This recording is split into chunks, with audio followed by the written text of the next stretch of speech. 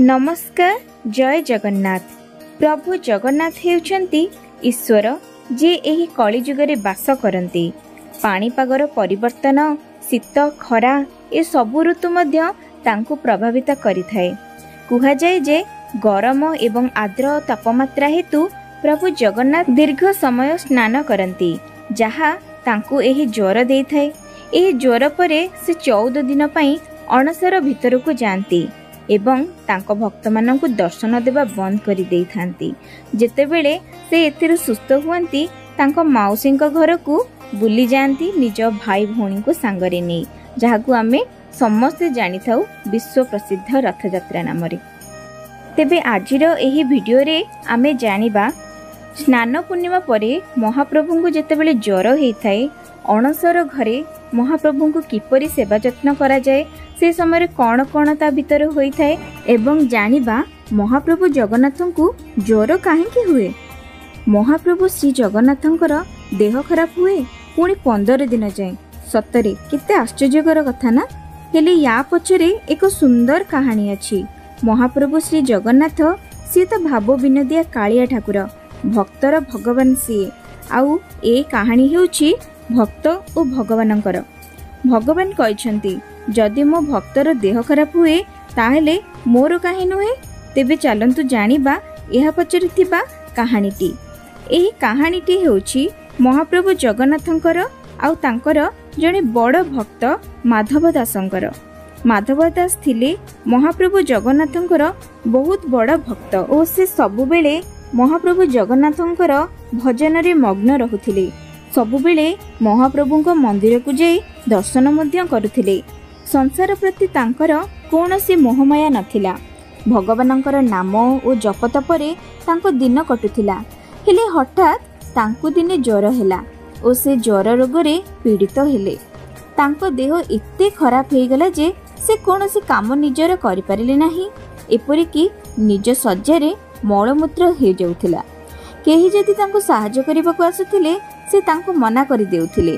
कौनसी सेवा से काहाठारु लोडु नथिले। अत्यधिक कष्टरे पीड़ित होई से बहुत कष्ट पाउथिले।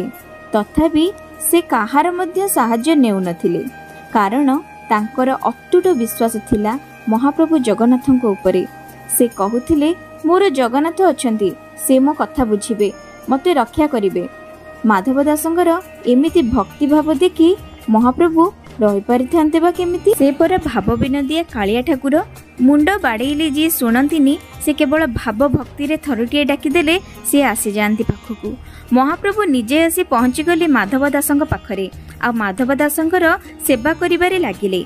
माधव दासंकर मैला वस्त्र भी सफा करुथिले महाप्रभु।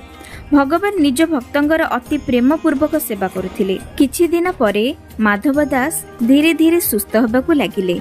जेतेबेले तांकर चेतन आसिला, सेतेबेले से देखिले स्वयं भगवान आसी तांकर सेवा करुछंती। से कहले, हे महाप्रभु, ई कोन आपण मोर सेवा करुछंती? आपण काहेकि मो सेवा कले? जोठी आपणको सेवा सारा संसार करे जगतर मालिक आपण, आउ आपण मोर सेवा करुछंती। याकु मते भल लागिला नाही। याटू भल तो आपण मोर रोग ही भल करि देइथांते। आपण एपरि कले मते जम्मा भी भल लागिला नाही। सेतेबेले महाप्रभु कहिले, हे माधव, सत्य तो एहा जे मु मोर भक्तर कष्ट देखि परिली नाही। सेथिपाई मु तुमर आसे सेवा कली। आ मु चाहिथिले मु तुमर रोग मध्य दूर करि देई परिथांती। हेले जाहा नियति रे अछि ताहा तो निश्चय हबो। हेले ताकु जदि तुमे ए जन्म रे ताहाकु न भोगिबो, ताहाले एथिपाई तुमको आउ एक जन्म नेबाकु मध्य पड़ी पारे। आ मु चाहि नाही एई छोट कारण पाई मो भक्त आउ एक जन्म नेउ। एथिपाई मु तुमर सेवा करिबा पाई आसीगली। लोक माने कुहंती, भगवान दुख देउछंती। भगवान दुख दियंतु, ताहा तो आसीबो। हेले भगवान से दुख सहिबाकु शक्ति मध्य दियंती। केवल तुमर भक्ति और विश्वास थिबा दरकार। तेणु हे माधव, मु तुमर सेवा करुथिली।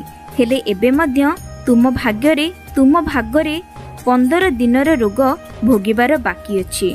आ मु तुमर ए अवस्था देखि परिबि नाही। तेणु हे माधव, तुम भागर 15 दिनर रोग मु निज निकटको नै जाउछि।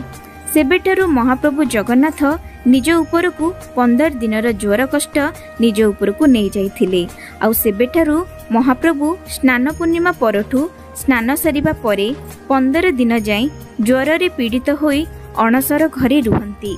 आउ ये थिला माधव दास प्रभु श्री जगन्नाथंकर एक भक्ति भरा कहानी। आउ एबे जानिबा महाप्रभु चतुर्धा मूर्ति अणसर घरे किपरि रुहंती, किपरि तांकर सेवा जत्न करा जाय एवं अणसर घरे कौन कौन होई थाए। स्नान नीति परे रत्नवेदी सम्मुखरे बाउंस ताटी रे अस्थायी गृह करा जाय। एठारे दारुदियंकर गुप्त सेवा करा जाय। एही गृह को अणसर गृह और एहा चारिपटे परिवेष्टित ताटी को अणसर ताटी बोली कुहा जाय। अणसर रे लागि हुए रंधा भोग केवल धला फूल और राशि तेल व्यवहार हुए। अणसर पिंडी को धला फूल छड़ा अलग रंगर फूल निया जाए नहीं। राशि तेल दीप छड़ा अन्य कोनोसी आलोक व्यवहार हुए नहीं। अणसर समय रे व्यवहार हेउथिबा फल चोपा और व्यवहृत अन्यान्य पदार्थ पदा को अणा जाए नहीं। फल चोपा और व्यवहृत पत्र और फूल को एक कोण रे रखा जाय थाए। अणसर पिंडी रे घंटी घंटा और वाद्य बाजी न थाए। दशमी जाए कोनोसी शब्द करा जाए नहीं। केवल दईता और पति महापात्र सेवक अणसर घरे प्रवेश करिथांती। सेवा समय रे परस्पर मध्य कथबार्ता करि नथांती। एही समय रे श्रीमंदिर भितरे निर्माण काम कि शब्द करा जाय नथाए। दैतापति माने संपूर्ण भावे नीति नियम रे रहिथांती। एही समय रे भक्त मानक पई प्रभु अलारनाथ मंदिर रे देखिबा पई 3टी पट्टचित्र महाप्रभुंकर दर्शन देइथांती। कारण विश्वास करा जाय जे प्रभु एही समय मध्य रे अलारनाथ भावरे दर्शन देइथांती। आउ जेतेबेले महाप्रभु सुस्थ होई जाइथांती ज्वर रोगरु सेतेबेले से नवजौवन बेशरे पृथ्वीर कोण अनुकोणरू आसीथिबा भक्त माननकु दर्शन देइथांती एवं एहा परे आरंभ हो जाए विश्व प्रसिद्ध रथ यात्रा। तेबे दर्शक बंधु जदि आजिर भिडियोटी आपण मानकु भल लागि थाए और आपण माने किछि नुवा सिखिबा को पाई थांती तेबे भिडियोटी को लाइक शेयर और सब्सक्राइब करबा को भूलिबे नाही। भिडियोटी को शेष पर्यंत देखिथिबारु धन्यवाद। जय जगन्नाथ।